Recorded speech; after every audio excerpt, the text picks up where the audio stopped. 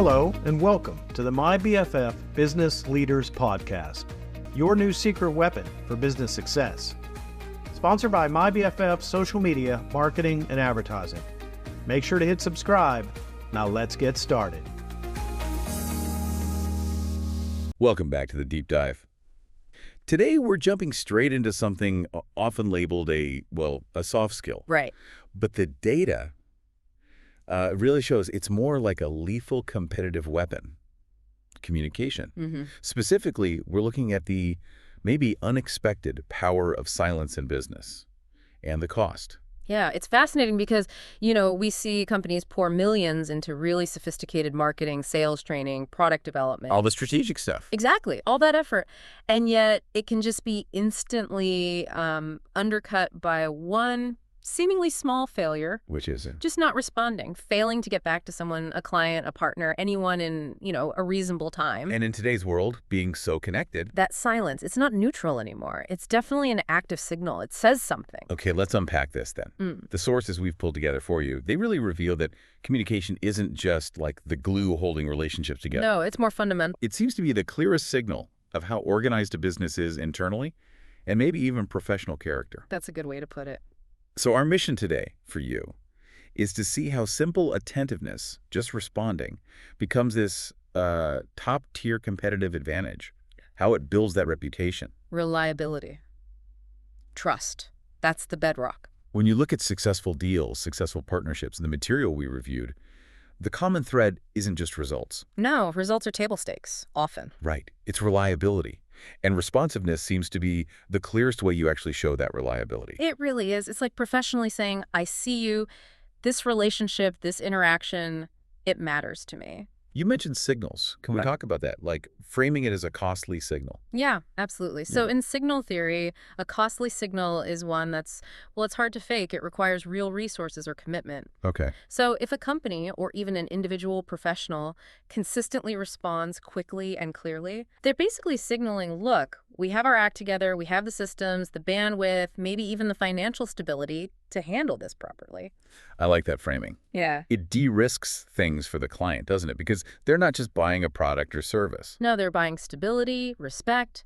They want partners who won't just vanish when things get tough. Which brings us to defining responsiveness. Because it's not about being glued to your inbox 24/7, right? Definitely not. The sources are really clear on this. It's about managing expectations and, crucially, just acknowledging receipt. That's often enough initially. So even a quick reply. Exactly. Even a 30-second message like, got your detailed note. Look, I'm tied up in this mandatory review until tomorrow afternoon, but I will get you a full response by 10 a.m. What does that do? It signals attention, intention, and, most importantly, respect for the other person's timeline and their query. It immediately says, you matter. Okay, so that's the positive side.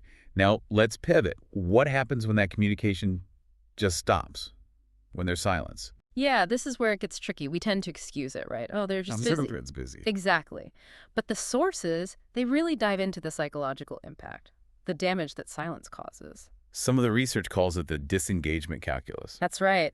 Silence doesn't just pause things. It actually triggers this cascade of negative assumptions. And it doesn't really matter what the responder's actual intention was. Perception is reality in business. Absolutely. And this is where it gets really interesting for me. The sources actually detail a specific timeline of doubt, how quickly things can go south. Yes, and this is a key takeaway for you listening. Let's walk through that cascade. Say you send an urgent email or leave a voicemail. Okay. Hour 1, no reply. Assumption, they're busy. In a meeting maybe, it's neutral. Fine. End of the business day. Still nothing. Okay, maybe they're traveling. Out of town, focused on a massive deadline. There's a little bit of concern creeping in.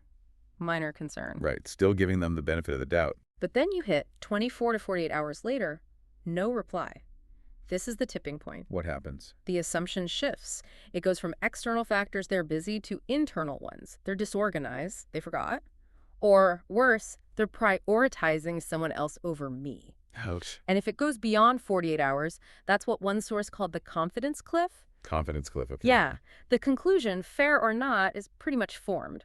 Yeah. This person or this company, they're just not fundamentally invested in this relationship or this outcome. So that failure to follow up, it becomes more than just an oversight. It's like a psychological red flag. Totally. The thinking goes, if they can't manage a simple email, how can they possibly manage my complex project? Or meet a critical deadline? Or handle conflict if it arises? The communication habits mirror the professional habits. It's a precise mirror, often. And, you leave that void, that silence, the client or partner will fill it, usually at the worst case scenario. Which leads to a really important counterpoint, though. How do you balance this need for speed and responsiveness with, well, reality? Burnout is real. Teams are stretched thin. That's a critical question. And the answer isn't just work harder or answer faster. No. The sources really emphasize that clarity often trumps sheer speed. Mm-hmm. You avoid falling off that confidence cliff, not necessarily by sending the full, perfect answer in 2 hours, but by having what they call layered acknowledgement protocols. Layered acknowledgement protocols. Explain that. It means having a system.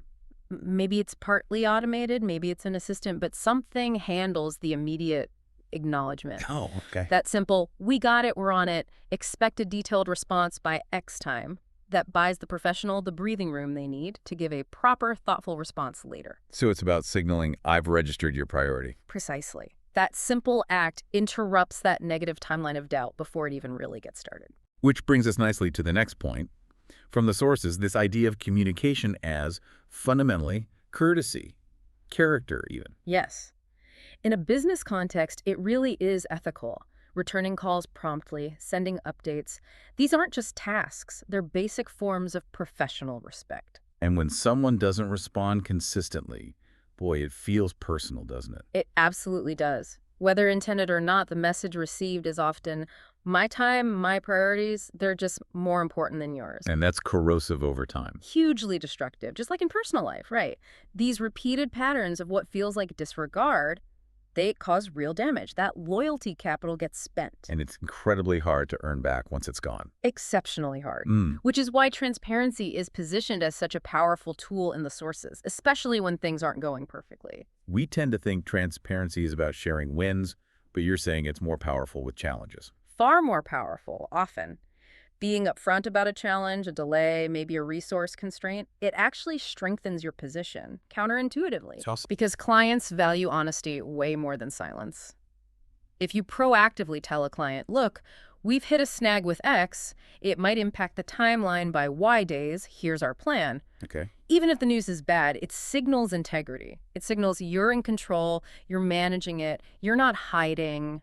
It's like preemptive crisis management versus reactive damage control. Exactly. If you wait until the client figures out the deadline was missed, you're already on the back foot. But if you flag the risk 2 weeks early, you look like a strategic partner, someone they can trust because you tell them the hard truths. And this isn't just for clients, right? This applies internally too. Oh, absolutely. Within teams, within organizations, when leadership is open about difficulties, maybe a tough quarter or a strategic shift, it builds confidence. It stops the rumor mill. It ensures people have facts, not fear, to work with. Prevents duplicated effort, costly mistakes. So efficiency, integrity. But there's another layer too, isn't there? The emotional side. Yes. The emotional currency of communication, it's huge. People fundamentally want to feel seen, heard, acknowledged. And in business, that translates to loyalty, retention. Clients who feel genuinely listened to, responded to, respected. They stay longer. They become advocates. They refer others. The sources highlighted that the best leaders communicate to connect, not just to transact. That's the differentiator. They use communication as a relationship-building tool, even in very transactional settings. How does that look in practice? It often involves demonstrating empathy, pausing the pure task talk to ask questions that show you care about their context. Like what? Things like, how is this aggressive timeline actually impacting your team? Or, do you have everything you need from our end to make this run smoothly on your side? It shows you see them as partners, not just a source of revenue. Exactly. And that consistent behavior, it compounds over time. It builds this brand reputation rooted in reliability. And in many industries, especially services or advisory, reputation is the business. It fundamentally is. You earn advocates, people who champion you because you treated them with consistent respect. Okay, so we've really established the why. Why silence is so damaging, why responsiveness is key. Now let's get practical. The how. Right, because this kind of consistency, it doesn't just happen by accident. No, it needs deliberate practice. Systems. Precisely. So we pulled out 5 really foundational, actionable strategies from the sources, things you can implement pretty much immediately. Let's hear them. Okay, first, institutionalize the acknowledgement. Don't just talk about response times. Define those clear, non-negotiable, layered acknowledgement protocols we mentioned. Like all external emails get a human touch within X hours. Exactly. Maybe 4 business hours for an initial human acknowledgement, even if it's just setting an expectation for the real answer. Make it policy. Got it. Number 2. Second, communicate proactively to manage cognitive load. Send updates before the client starts wondering, before their anxiety ramps up and they have to chase you. Show you're on top of it. Right. It lowers their mental burden of having to follow up, which they appreciate. Third, master contextual listening. Not just hearing, but listening for the underlying need. Precisely. Effective communication isn't just about talking clearly. It's about listening deeply to get the full context. When you do that, your response, even if brief, is tailored and precise. Which itself signals attention. A short, relevant reply is better than a fast, generic one. Miles better. Yeah. Okay, fourth. Be concise, but never curt. Respect people's time by being direct. Get to the point. But, and this is key, the tone must stay courteous. Use the quickest method, maybe a text, a short call, but make sure brevity doesn't feel like abruptness or coldness. Tone matters, even in text. Hugely. And finally, fifth, maintain utter follow-through credibility. This is crucial. Meaning? Honor every single assurance you give, big or small. If you say you'll send that link, send it.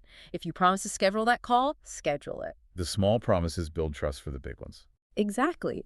Consistent follow-through on the little things is the bedrock of credibility for when you have to deliver on something massive. So it really comes down to using tech, yes, but using it to amplify genuine connection, not just automate everything. That's it. Real trust, that deep business trust, it's built in those specific, thoughtful moments, showing you prioritize the relationship, not just sticking a box. When we zoom out on this whole deep dive, the core lesson feels, well, simple on the surface, but maybe really hard to execute consistently. It often is. Business communication, it just perfectly mirrors personal relationships, doesn't it? It really does. Consistency, honesty, showing up reliably, that's what keeps trust strong.